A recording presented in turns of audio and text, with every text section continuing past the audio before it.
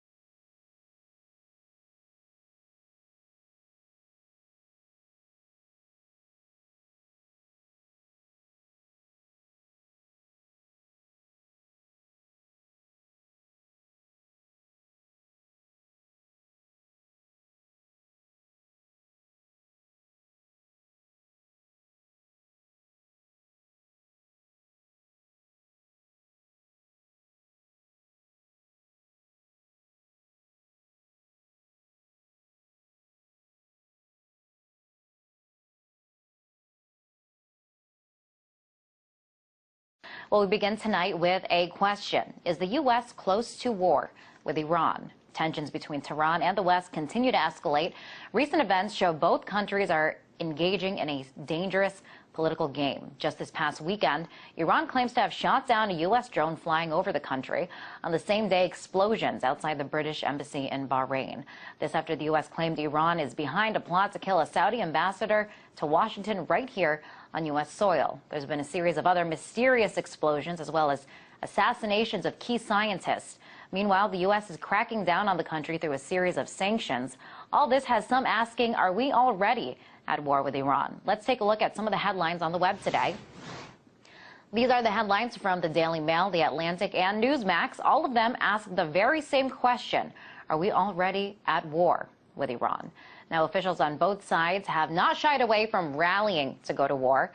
How can you forget Senator John McCain's performance a few years back? That old Beach Boys song, Bomberan, you know, bomb, bomb, bomb, bomb. Anyway. And more recently, Republican presidential candidates have said that we aren't being aggressive enough with Iran. Take Mitt Romney, for example. He recognized the gravest threat that America and the world faced was a nuclear Iran, and he did not do what was necessary to get Iran to be dissuaded from their nuclear folly. What he should have done is speak out when dissidents took to the streets and say America is with you and work on a covert basis to encourage the dissidents. But with everything that has happened, is this proof that a covert war is already happening? Well, to answer just that, I spoke to author Tariq Ali. Here is his take.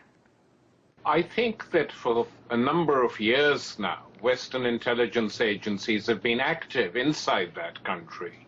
There's been enough evidence to suggest that. And the pressure is now building up on the regime in Tehran to comply with the needs of the West, or else what? Are they going to invade? Are they going to use the Israelis to knock out the nuclear reactors? I mean, that would be so irrational on the part of the American ruling elite that my opinion has been now for several years that the Pentagon in particular is not in favor of starting a new war against a country which has quite a well-organized army, navy, and air force, and a country in which, if they begin a war, the war would spread very rapidly into Iraq, into probably Israel via Lebanon, and the gloves would be off in Afghanistan. But so the Iranians can fight back on 4 different frontiers. And we are seeing that Israel is gearing up to go to war with Iran. If Israel does take that step, do you think that the U.S. will follow suit and also go to war? I think the last I read about the U.S. response to that was Mr. Panetta's response from the Pentagon, that the United States was completely opposed to any unilateral attacks on Iran by Israel. He made quite a strong statement for him. One assumes that that is the official U.S. position, in which case they will not be in favor of it, because no one will believe that the Israeli regime carried out an attack on Iran without a green light from the United States. Even if they do it and the U.S. hasn't given the green light, no one in the region will believe that. So for the United States to stop this, if that is what they wish to do, they will have to intervene forcefully with the Israelis. But my own feeling is that the Israelis really already isolated in that region with the events in Egypt and other parts of the Arab world will think very hard before launching an attack on Iran's nuclear reactors, because that would be a declaration of war. And, you know, we are seeing leaders on both sides kind of cracking down and using harsh rhetoric, almost pushing to go to war, or at least to prevent diplomatic talks from happening between the two countries. I want to ask you, Tariq, who stands to benefit from going to war with Iran? Well, to be perfectly frank, my own opinion is that going to war against Iran would be against the interests of the United States in that region. I mean, the Israelis are obsessed with the Iranian nuclear reactors because they want to preserve their own nuclear monopoly in that region. But that may be in Israeli interest, though it's foolish even on their part. Why should they have a monopoly? But it can't be in the interests of the United States to defang Iran. I mean, the Iranians have a perfect right to do what they're doing, even though they say they're not. They're surrounded by countries with nuclear weapons. Israel has nuclear weapons, Pakistan has nuclear weapons, India has nuclear weapons, China has nuclear weapons, United States vessels armed with nuclear weapons patrol their seas. So the Iranians are right to be nervous, and these days people acquire nuclear weapons as a method of self-defense. Okay, and I want to ask you, because we are seeing this increased tension between the two countries, especially in the wake of these recent events. Most recently, there was a drone that landed in Iran. Iran claims that they shot it down. The U.S. hasn't verified this. But I mean, could this be seen as an act of war?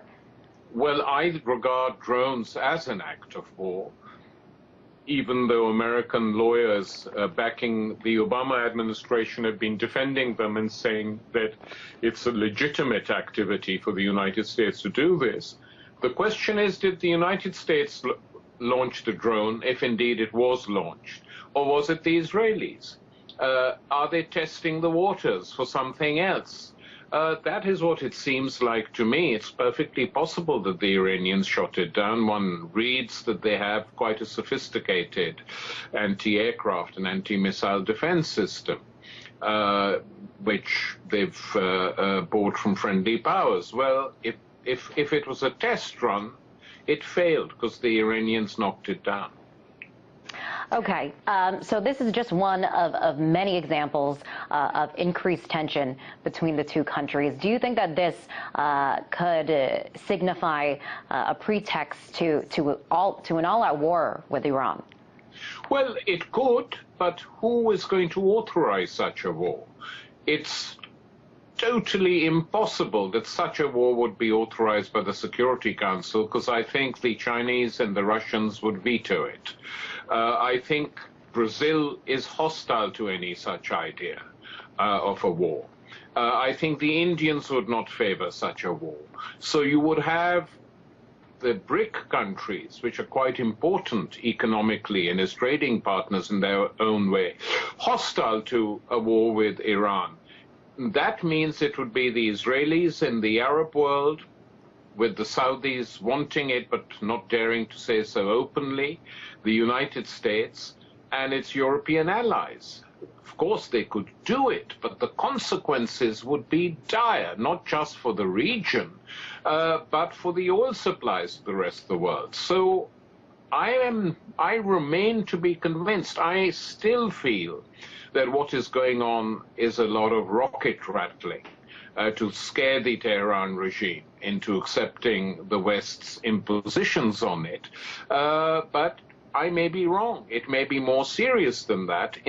And if that is the case, then I think the world would be in the grimmest situation for a long, long time. And, you know, you're kind of taking this more optimistic stance that perhaps this all-out war isn't imminent. But what about a possible repeat of Libya if this war isn't declared, but, you know, where they established a no-fly zone, and that ultimately led to war? Do you see that happening?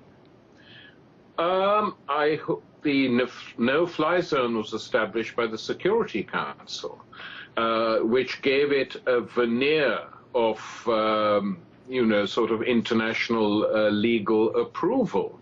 And in my opinion, the Russians and the Chinese were completely wrong to support that. And others should have voted against it and not abstained. But with that, they went and took Libya. I don't think they're going to get legal sanction from that from the Security Council.